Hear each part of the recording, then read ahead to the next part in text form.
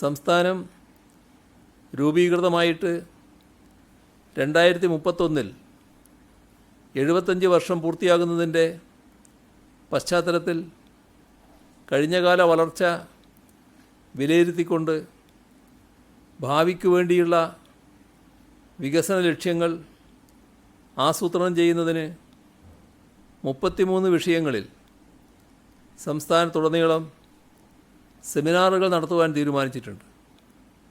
കേരളത്തെ പുരോഗമനപരവും വികസിതവുമായ സംസ്ഥാനമാക്കി മാറ്റുക എന്ന ലക്ഷ്യത്തോടെയാണ് വിഷൻ 2031 എന്ന പേരിൽ ഈ പരിപാടി സംഘടിപ്പിക്കുന്നത്.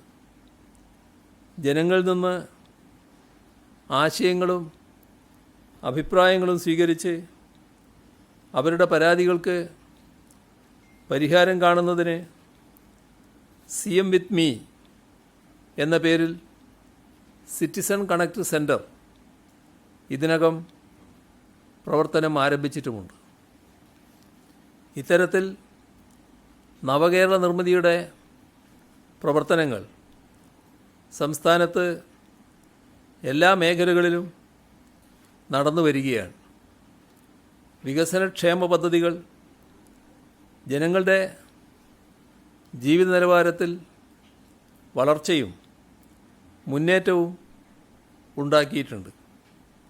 ഇതിനകം നടപ്പിലാക്കിയ പദ്ധതികളുടെ അനുഭവങ്ങളെ വിലയിരുത്തേണ്ടത് നവകേരള നിർമ്മിതിയുടെ ലക്ഷ്യം നേടുന്നതിന് അത്യന്താപേക്ഷിതമാണ്. നവകേരള നിർമ്മാണത്തിൻ്റെ ഇതുവരെയുള്ള അനുഭവങ്ങൾ നമ്മുടെ ആവശ്യകതയുമായി തുലനം ചെയ്ത് വിലയിരുത്തപ്പെടേണ്ടതുണ്ട്.